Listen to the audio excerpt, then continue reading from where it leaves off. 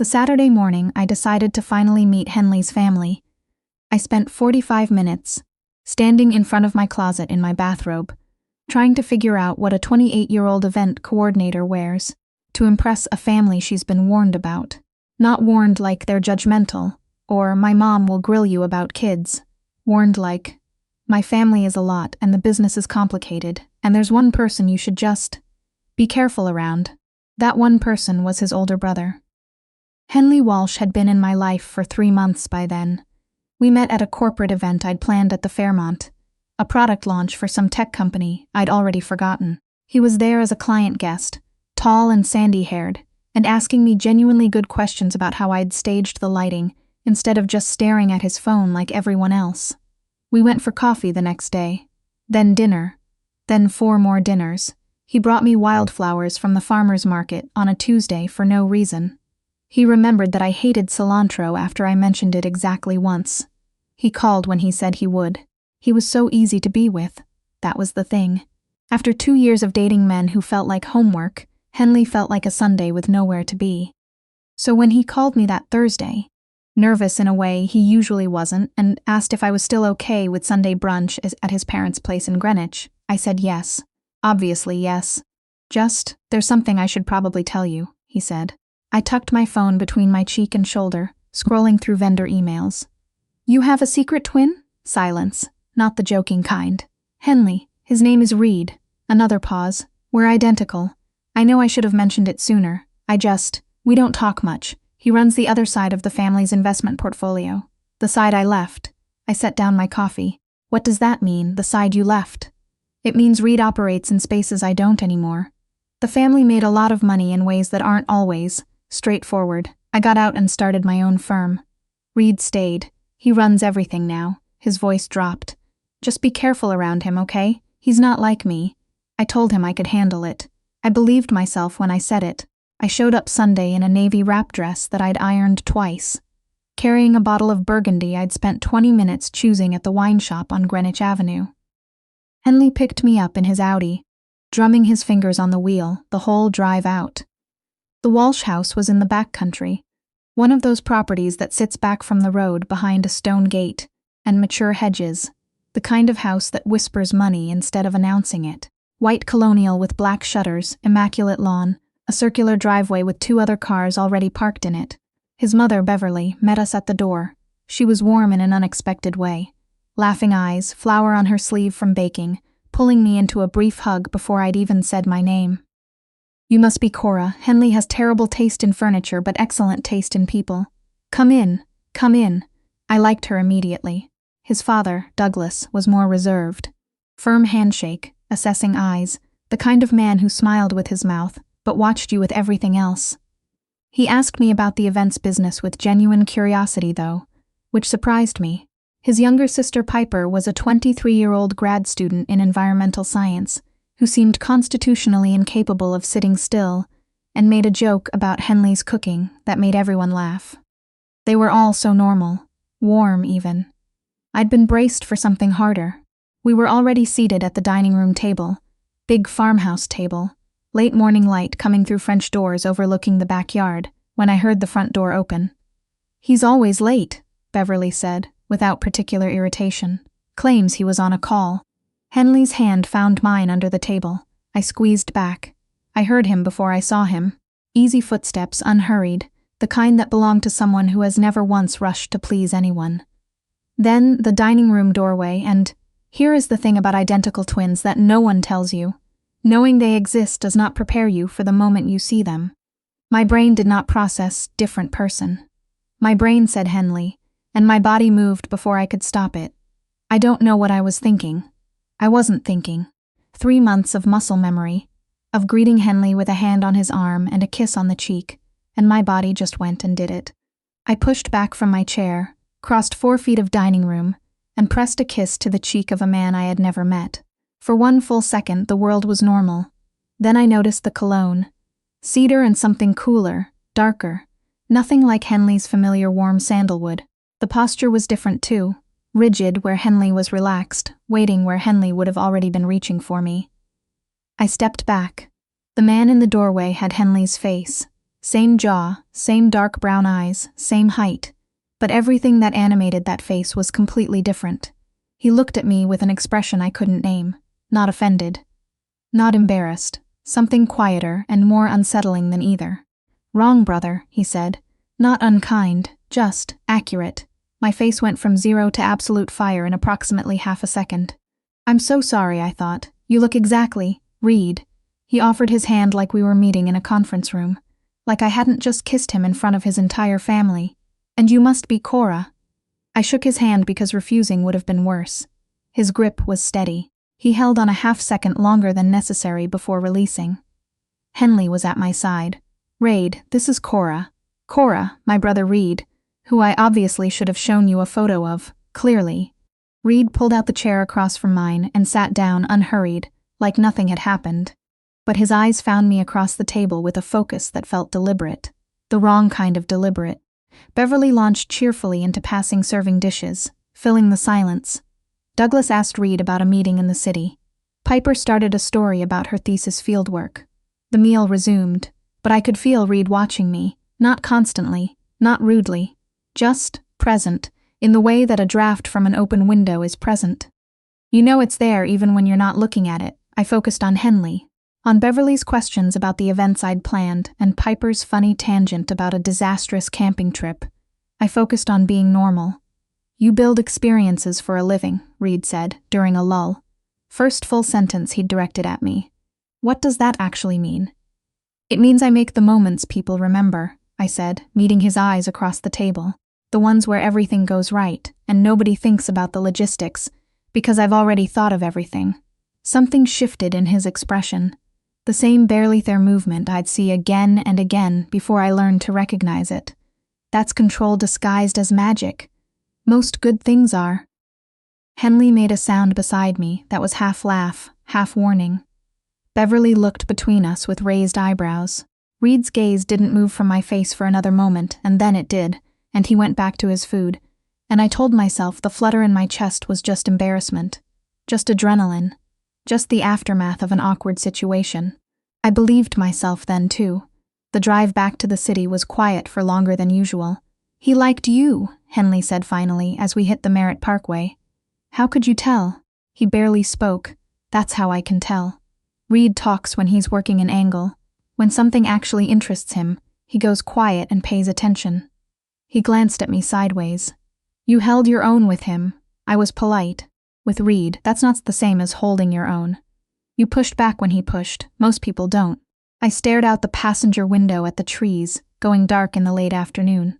Didn't answer. That night, alone in my apartment, I kept circling back to one thing. Not the embarrassment of the mistaken kiss. I'd moved past that with enough willpower. But the moment after. The way Reed had looked at me when I said most good things are, like I'd surprised him.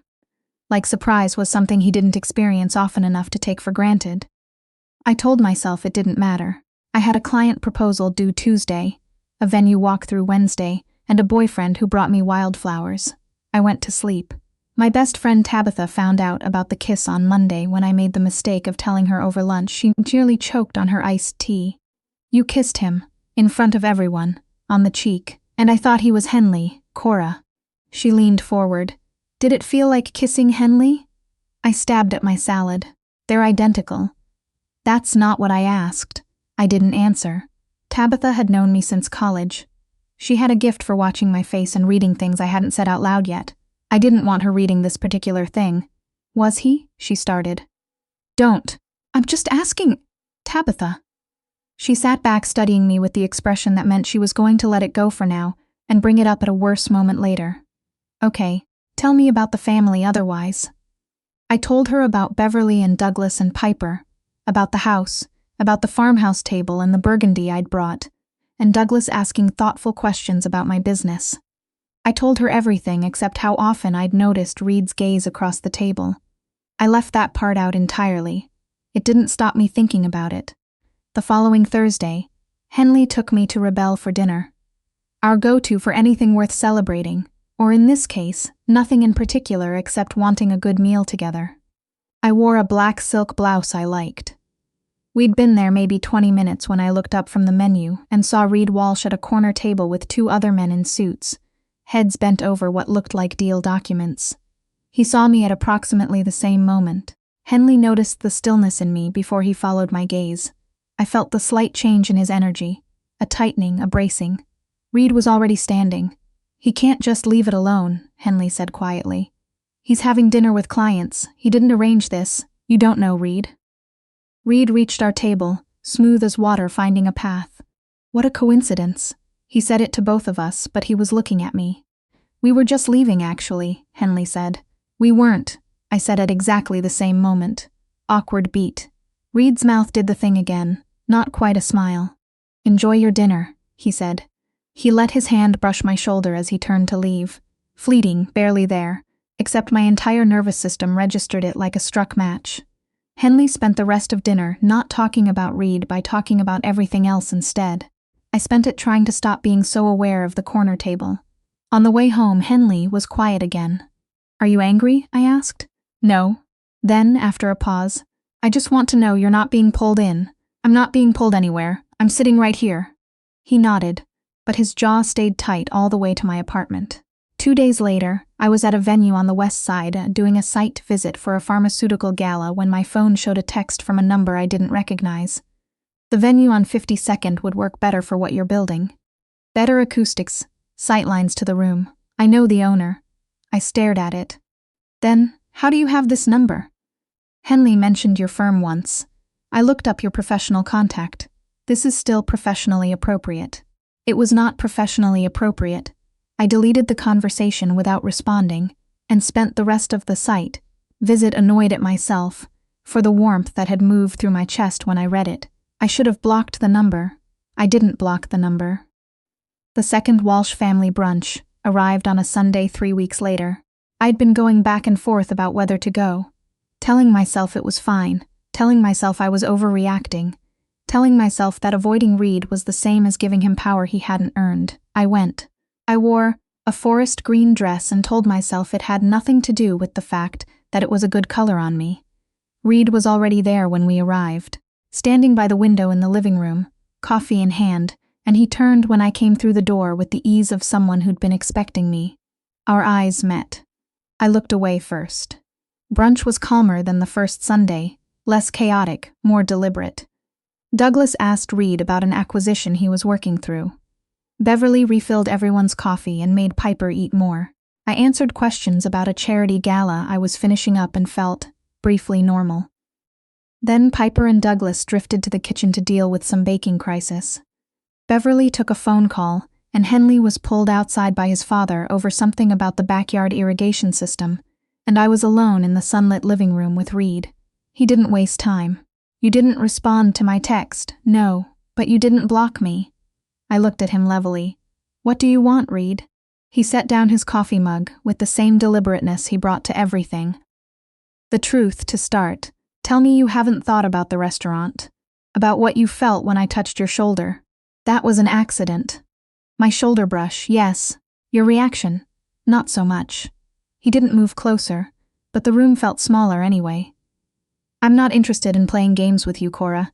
I don't have the patience for them, and I don't think you do either. I'm dating your brother. I'm aware. I'm asking you to be honest with me about what's actually happening." "Nothing is happening. You've thought about me," he said it simply. "Not because I'm Henley's brother, not because of the mistake at the door. You've thought about me because something clicked into place that first Sunday, and you've been trying to click it back out ever since." My pulse was doing something inconvenient. "You're very sure of yourself. I've been watching you long enough to be." He tilted his head slightly. "Henley sees you as someone to protect, to keep safe, sheltered. Is that actually what you want? Someone who handles you carefully?" "Careful isn't a bad thing." "No," he agreed. "But it's not what makes you argue with someone you've just met about whether control and magic are the same thing." I should have said something clean and final, should have walked out of the room and found Beverly. Instead I said, "You texted me about a venue, Reed. I was establishing communication." Despite everything, I laughed. It came out before I could stop it, short and genuine, and something in his face went warm in a way that was completely different from the controlled steadiness he wore everywhere else.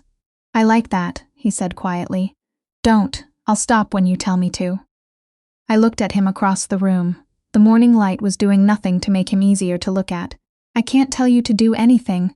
I'm with Henley. I know." He held my gaze. "I'm also not going anywhere, so whenever you're done lying to yourself, I'll be here." Footsteps from the hallway. Piper burst back into the room with a story about a burnt tart, and the moment collapsed, and Reed picked up his coffee again, like we'd been discussing real estate. That night I told Tabitha everything. She was quiet for a long time after. "He waited in that room for you," she said finally. "He was just present, Cora." She gave me the look. "What do you want?" I didn't sleep well. I lay in my apartment staring at the ceiling, listening to the city sounds I'd stopped noticing years ago, and thought about Henley, warm, attentive, easy Henley who made me feel safe, and about the way Reed had said I'll be here like it was simply a fact. My phone had 2 unread texts from earlier in the week that I still hadn't deleted. Henley noticed the change before I said anything. He had that quality, attentiveness, and it had felt like care every time until suddenly it felt like something being documented. "You're somewhere else tonight," he said on Wednesday, over takeout at my apartment. "I'm tired. Big week. Is that all?" I looked at my food. "Henley, Reed texted you." Not a question. I set my fork down. "Yes, and you didn't tell me. I was going to. What did he say?" I gave him the short version. Henley listened with an expression I'd never seen on him before. Not anger, exactly, but something quieter and more permanent. "I told you to be careful," he said. "I know, he does this. He sees something he wants and he doesn't stop. He's been doing it our whole lives." He looked at me directly. "What I need to know is whether you want him to stop." The question sat there between us. The honest answer was the one I didn't want to say. "I don't know what I feel," I said. "I know that's not what you want to hear." Henley nodded slowly. "No," he said, "it isn't." He left before we finished dinner. The containers sat on my coffee table for an hour before I threw them out. At 11 o'clock I texted Reed. "We should talk." He replied within 3 minutes. "My place. Tomorrow. I'll have Otto send a car.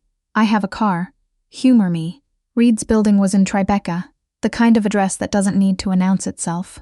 The elevator opened directly into his apartment, and I stepped out into something that stopped me cold. Floor-to-ceiling windows on 3 sides. The city spread out below like a circuit board. Clean lines, dark furniture, actual art on the walls. Not decorator pieces, but things that looked considered. A baby grand in the far corner with sheet music still open on the stand. Books everywhere, real ones, spines creased. Reed was in dark slacks and a charcoal sweater, no jacket, sleeves pushed up. He handed me a glass of red wine without asking. "You play," I said, nodding toward the piano. "Badly. The music's open." I practice badly. He moved to the windows. "Come look." I came. The city at night from this height was something else entirely, like standing under standside a map. "Is this a competition for you? Something about Henley?" "No." He said it without hesitation. "Your family history says otherwise." "My family history is a separate conversation." He turned to look at me. "Cora, I have spent my adult life being very deliberate about what I want and how I get it. I do not pursue things that don't matter to me. I definitely do not pursue things that come with this level of collateral damage unless I'm certain they're worth it." He paused. "You walked into that dining room and kissed me on the cheek by mistake, and then you looked at me, genuinely looked at me, and said something about control and magic, and I thought, there it is. I've been waiting for someone who talks like that." I looked at the city below us. "I care about Henley. I know you do. He's easy to care about. But you're not in love with him. You know the difference. Don't tell me what I know, then tell me I'm wrong." I couldn't. That was the problem. I'd been trying all week to build the counter-argument, and it kept collapsing in the same place. "If I choose you," I said carefully, "Henley gets hurt. Your family deals with fallout. My professional reputation takes a hit, because people will say I traded up. Probably. And you're still asking. I'm not asking anything." He was very still. "I'm telling you the truth and letting you decide. That's all I've ever been doing." His hand came up slowly, giving me time to step back, and tucked a loose strand of hair behind my ear with a gentleness that didn't match the rest of him at all. "I see you clearly, Cora. Not a version of you that I need to keep safe from sharp edges. You, as you actually are. The person who plans every detail of other people's perfect moments and goes home to an apartment she's never quite gotten around to decorating because she doesn't have time to be that deliberate about herself. I blinked. How do you know I haven't decorated my apartment? You mentioned it once, on the first Sunday. Said you'd been meaning to. He watched me. I pay attention. Something cracked loose in my chest. I didn't mean for it to. This is a terrible idea. Probably, he said. Are you still considering it? I looked up at him. Henley had his face and nothing else. I'd been confusing the map for the territory all along. Yes, I said. He kissed me the way someone does when they've been waiting with actual patience. Slow and certain, like he had all the time in the world and had allocated it entirely to this. I kissed him back. That was its own kind of answer. When we pulled apart, he rested his forehead against mine. Henley, I'll tell him in person. I stepped back, steadied myself. He deserves that, yes. And Reed, I'm not choosing you because of the apartment or the piano or any of this. I gestured at the city spread below us. I'm choosing you because when I'm with you I don't feel like I'm editing myself. He looked at me for a long moment. I know, he said. That's why I waited. The next morning I drove to Henley's office in the Flatiron, a building I'd been to a dozen times for lunch, and I sat across from him and said the things that needed to be said. He went still when I started. Very still. I'm so sorry, I told him. You've been nothing but good to me. This isn't about anything you did wrong. It's about Reed. It's about what I actually feel, which I should have been more honest about, with you and with myself. He was quiet for a long time. The harbor light was coming through the window behind him and he looked tired in it. I warned you, he said finally. I told you who he was. You told me he was dangerous. You didn't tell me he was. I stopped. He sees me differently than you do, Henley. Not as someone to protect. I wanted to take care of you. I know you did, but I don't want to be taken care of. I want to be met. I held his gaze. You deserve someone who wants what you're offering. That person just isn't me. Something moved across his face, pain, and then slowly, a kind of resignation that was worse than anger. My mother's going to be upset. I know. Sunday dinners are going to be incredibly uncomfortable. I know that too. He stood and moved to the window. For a long time he didn't say anything. When he turned back, his voice was careful and cost something. I hope he makes you happy, Cora. I mean that. But if he doesn't, he stopped. Just know that I won't be available to help with the aftermath. That's fair.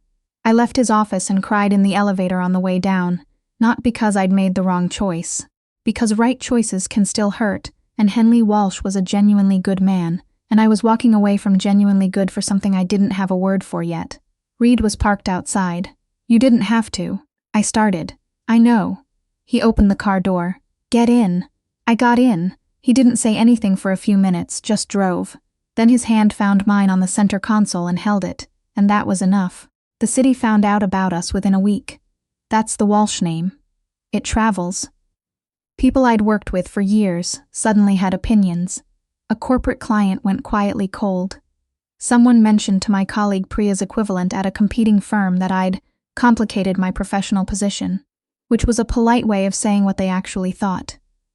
Reed handled it with a precision that was almost frightening. A business associate made an offhand comment at an industry event that made it back to Reed by the next morning. That man was quietly removed from a joint venture by close of business. You can't threaten everyone who gossips about me, I told him. He looked up from his laptop. I didn't threaten anyone. I simply reassessed whether we shared values. Reed, you're with me. That means something. He turned back to his screen. People can have opinions. They just have to have them quietly. It should have been controlling. Somehow it wasn't. It felt like someone standing in the gap. Henley was icy at the next family Sunday. Polite, careful, every sentence calibrated to reveal nothing. Beverly tried to smooth things over. Douglas pretended not to notice. Piper offered me a sympathetic look across the table that made me feel both worse and better simultaneously. It was exhausting. All of it. The gossip and the careful dinners and the feeling of being watched wherever Reed and I went, measured against whatever people thought the Walsh family was supposed to look like. But then there were the nights. The piano. He really did play badly, and he knew it, and he didn't care. The way he cooked on Sundays the same way he did everything else, precisely and without apparent effort. The discovery that he'd read nearly everything I'd read and had opinions about all of it. The first time he introduced me to his oldest friend, a quietly funny man named Parker, who worked in architecture, and Parker shook my hand and said, "Finally, someone who argues back." I moved in 3 months after we made things official. My apartment remained available. Reed paid the lease without being asked, told me I should have somewhere that was mine alone if I ever needed it, and never once made me feel like it was leverage. I was at his kitchen island one Thursday evening, laptop open, running final timelines for a product launch in the meat-packing district, when the nausea hit me hard enough that I had to put my hands flat on the counter and breathe. I stood there for a full minute, then I did the math. Then I sat down on the kitchen floor, which is not something I recommend on marble, and stared at the ceiling. "You're sitting on the floor," Reed said from the doorway. "Observant, are you sick?" "I don't know yet." I looked up at him. "I need to go to the pharmacy." He drove me, waited in the car, didn't ask questions. When I came back with a small paper bag, he drove us home, and he waited in the kitchen while I went to the bathroom. And when I came out 8 minutes later holding a test with 2 lines, I walked directly into his arms without saying anything. He went completely still. "Raid, how long?" 6 weeks, maybe 7. He pulled back to look at my face. His expression was doing something I'd never seen it do, unraveling, slowly, at the controlled edges, letting something unguarded through. "Cora, I know we've only been, are you keeping it?" "Yes," he exhaled, something that wasn't quite a breath, more like a whole architecture relaxing at once, and pulled me back in. His hand went to the back of my head. "Okay," he said. His voice was rough in a way it almost never was. "Okay. Then we figure out the rest." I laughed into his shoulder. "That's your plan? We figure out the rest? It's a good plan. It's not a plan. Cora." He pulled back, took my face in both hands. "I want this. I want you. I want whoever this turns out to be. None of the rest of it is hard." I believed him. We told his family at Sunday brunch. Beverly made a sound I'd never heard from her before and grabbed my hands so hard I nearly lost them. Douglas sat back in his chair and looked between Reed and me for a long moment, then said, "Good," with a kind of gravity that felt like more than one word. Piper screamed and apologized and screamed again. Henley left before dessert. His face was blank in a way that wasn't. 2 months later, he showed up at the door of Reed's apartment while I was at an evening event. I found out about it the next day. He came to apologize. Reed told me over coffee, and something in his face was quiet with it. Said he'd been carrying resentment about things that started long before you. Said any child of mine deserved an uncle who wasn't consumed by old grievances. "What did you say?" "That I was sorry too. That I took up too much space when we were young and didn't know how to stop." He set down his mug. "We're not fixed, but it was a start." My daughter was born on a cold October Tuesday, precisely on schedule. She got that from neither of us, or maybe both of us, screaming with an authority that made the delivery team laugh. She had Reed's dark hair and my nose, and both of our stubbornness in the set of her jaw, which I could already see. Reed held her with a steadiness that undid me. His entire enormous capacity for control applied to holding an 8-pound person like she was something worth being careful about. "She needs a name," the nurse said. We'd gone back and forth for weeks. "June," I said, "after my grandmother June." Reed tried it out. "June Walsh." He looked up at me. "Or June Walsh Novak if you want her to have both. My family name, I hadn't asked for that." "Both," I said. "Both," he agreed. When the family arrived that afternoon, Beverly came first with approximately 3 bags of things no newborn could possibly need. Douglas stood at the edge of the room looking at June in her bassinet, with an expression I'd never seen on him, something stripped of the usual reserve, soft all the way through.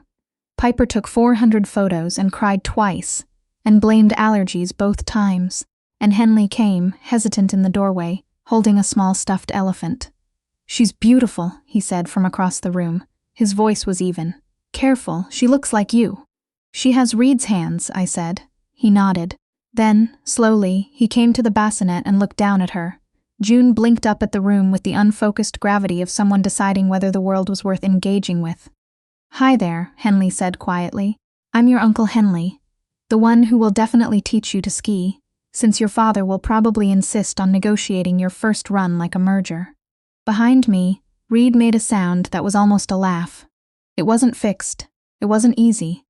But it was the beginning of something that might eventually be okay.